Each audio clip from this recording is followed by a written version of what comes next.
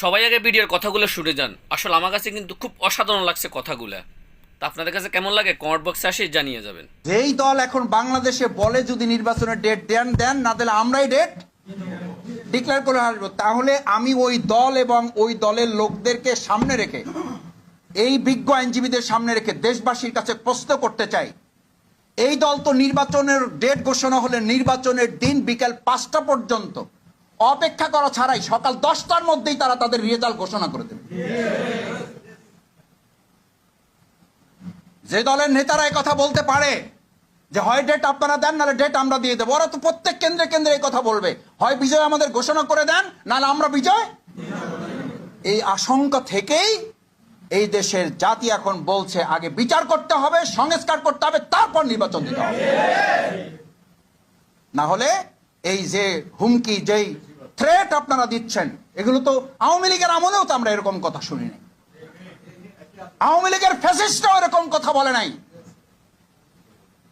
ওরা তো অন্তত সংবিধানের কথা বলছে, দোহাই দিছে, কোর্টের দোহাই দিছে, কিন্তু এত বাজে কথা মানুষকে বলে বিব্রত করে নাই। আপনারা বলেন বিব্রত, বিব্রত তো জনগণ। আপনারা বলেন আপনারা হতাশ, হতাশ তো জনগণ। জনগণকে আমরা হতাশ করছি। আমাদের এই সমস্ত অরাজনৈতিক এবং সংস্কৃতির বিপরীতে অপসংস্কৃতির রাজনীতি আমরা যে মানুষের সামনে প্রেজেন্ট করছি, এখান থেকে বাংলাদেশ জামাত ইসলামের আইনজীবী অঙ্গনকে মজবুত ভূমিকা পালনের মাধ্যমে দেশকে আমরা সংস্কার করবো ইনশাআল্লাহ। সেই সংস্কারের প্রথম ধাপই হচ্ছে নিজেদেরকেও গড়ে তুলতে হবে। আমরা এক সময় আমরা বলি না যে আমরা প্রয়োজন আবার রক্ত দেবো। আমি এখন উল্টা কথা বলি, হ্যাঁ আল্লাহর দিনের জন্য যদি প্রয়োজন হয় আমরা রক্ত দেব, কিন্তু একটা দেশের রাজনৈতিক অবস্থা পরিবর্তনের জন্য, স্বৈরাচার পরিবর্তন করার জন্য, ফ্যাসিস্ট মোকাবেলা করার জন্য আর রক্ত দেব না। প্রয়োজনে এদেরকে মাথা উঁচু করে দাঁড়াবাড়ি আর কোনো সুযোগ আমরা দেব না। এই জাতি আর কত রক্ত দিবে? এদেশের তরুণ ছাত্র সমাজ, যুবক, মহিলা, বোন, আমাদের কলিজার টুকরা সন্তান, নিষ্পাপ সেই সমস্ত নবজাতক গুলোকে পর্যন্ত গুলি করে হত্যা করা হয়েছে।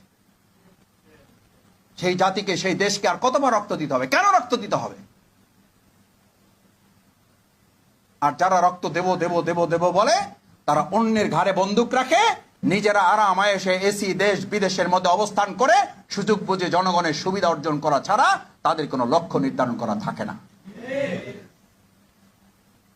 ভাইয়েরা, এই জন্য আজকের ওয়ার্কশপ আমরা বলছি, এই ওয়ার্কশপের মূল লক্ষ্য হচ্ছে আমরা দেশ পরিবর্তন করতে চাই, জাতি পরিবর্তন করতে চাই, কিন্তু তার আগে আমরা আমাদের